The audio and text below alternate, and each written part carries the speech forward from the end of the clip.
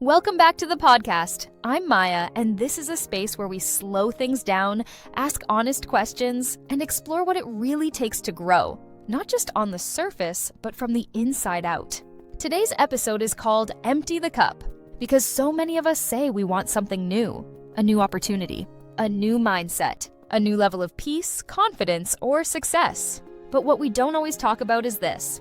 In order for something new to enter our lives, something old usually has to leave. And that process, letting go, can feel uncomfortable, confusing, and even scary. To explore this idea more deeply, I'm joined today by Alex. Alex has spent a lot of time reflecting on personal growth, identity shifts, and the quiet inner work that happens when we outgrow old versions of ourselves. Alex, thank you for being here. Thank you, Maya. This topic really resonates with me because it's something I've had to live through, not just think about. Let's start at the beginning. Most people genuinely want more out of life.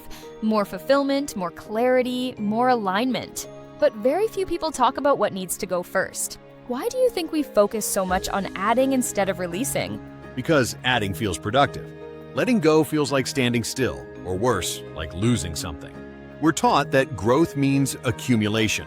More skills, more goals, more achievements. So when something isn't working, our instinct is to pile something new on top of it instead of asking, is this still serving me? So we're filling the cup without checking if it's already overflowing.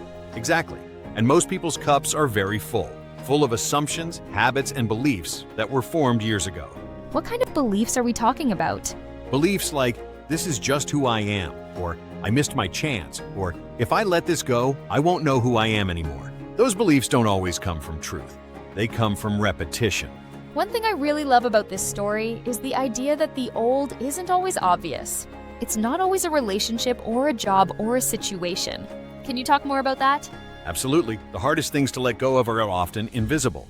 They're internal. It could be a mindset that once kept you safe, or a routine that helped you survive a difficult season, or an identity you built because you had to, not because you chose it. That's such an important distinction. Yeah, because we don't question things that once worked. We assume that if something helped us before, it must still be right now. But growth changes the context. Exactly. And when the context changes, what once protected you can start to limit you. Letting go of an identity feels especially hard. Why do you think people cling so tightly to who they used to be? Because identity gives us certainty. If I know who I am, I know how to act, how to decide, how to show up. Letting go of an identity feels like stepping into uncertainty, like saying, I don't fully know myself right now. And that can feel unsettling. Very much so. But that discomfort is often a sign of growth. It means the old label no longer fits, and something new is forming. Almost like outgrowing clothes that once felt perfect. Exactly. Staying in them just because they're familiar eventually becomes painful.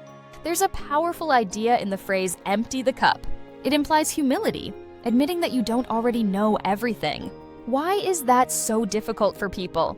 Because saying, I already know this, protects the ego. It keeps us from feeling like beginners again.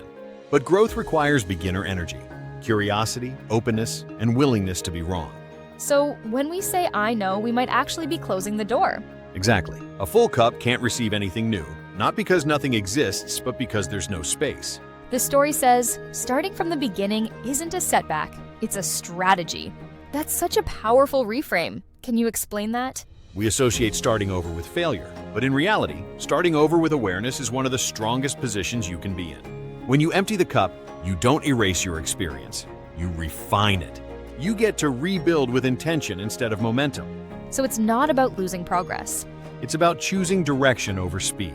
For someone listening who feels stuck but doesn't know where to start, what are small ways they can begin emptying the cup? Start by questioning instead of judging. Ask yourself, why do I believe this? When did this habit start? Well, who would I be if I didn't carry this story anymore? You don't have to drop everything at once. Awareness itself creates space. That feels gentle, not forced. Growth doesn't have to be violent. Sometimes it's quiet release. The final message is clear. Your next chapter can't begin until you make room for it. What does making room really mean? It means trusting that letting go doesn't mean losing yourself. It means choosing alignment over attachment. It means believing that what's coming next needs space to arrive. And that requires courage. Yes, but it also creates freedom.